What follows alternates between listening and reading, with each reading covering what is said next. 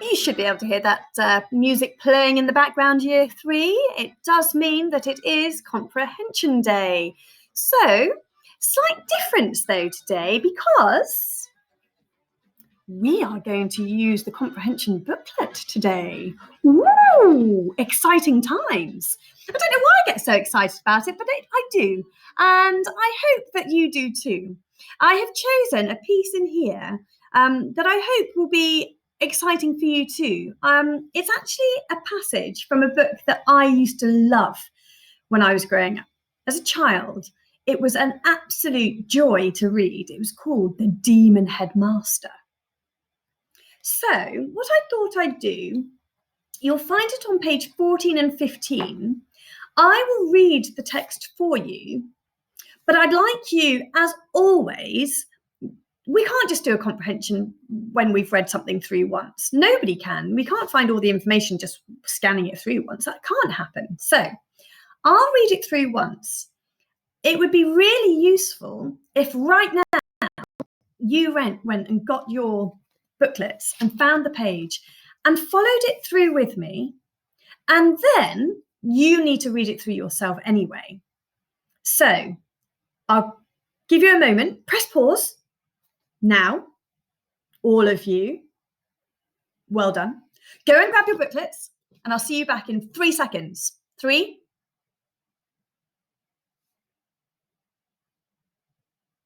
I hope you're all back. Brilliant. So page 14, The Demon Headmaster. The Demon Headmaster is a novel by Gillian Cross. It tells the story of Dina Glass and her foster brothers, Lloyd and Harvey. In this extract, Dina attends her new school for the first time, but there's something strange about the way the other children are behaving. It was a big playground, full of groups of strange children. No one so much as glanced as Dina, and she felt very awkward. But she was not a person who showed her feelings. Her pinched mouth did not relax for a moment. She looked round, wondering if there were any games she could join in. She thought there would be a football, skipping and tig, and lots of people shouting and telling the latest crazy jokes from Friday night's Eddie Hare show. But it was not like that at all. All the children were standing in small, neat circles in different parts of the playground, muttering. Carefully, Dina sidled up to the first circle, trying to catch what the voices were saying. When she heard, she could hardly believe it. 9 21s are 189. 10 21s are 210. 11 21s are 231. Extraordinary. She left them to it and moved across to another group, wondering if they were doing something more interesting.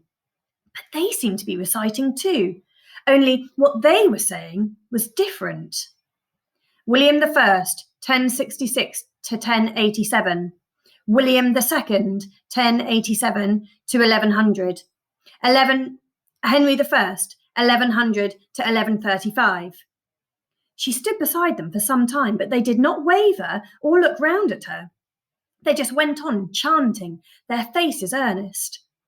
Behind her, she could hear a third group. There, the children were muttering the names of the capitals of different countries. The capital of France is Paris. The capital of Spain is Madrid. The capital of the United States is New York, said a little girl's voice. Lucy, a bigger girl took her by the shoulder and shook her. You know that's not right. Come on, quickly. What is it? I can't remember, Lucy said in a scared voice. You know I've been away. Tell me, please, Julie. So there's the story. There's the extract. That means a part taken from a book. Extract from The Demon Headmaster by Gillian Cross.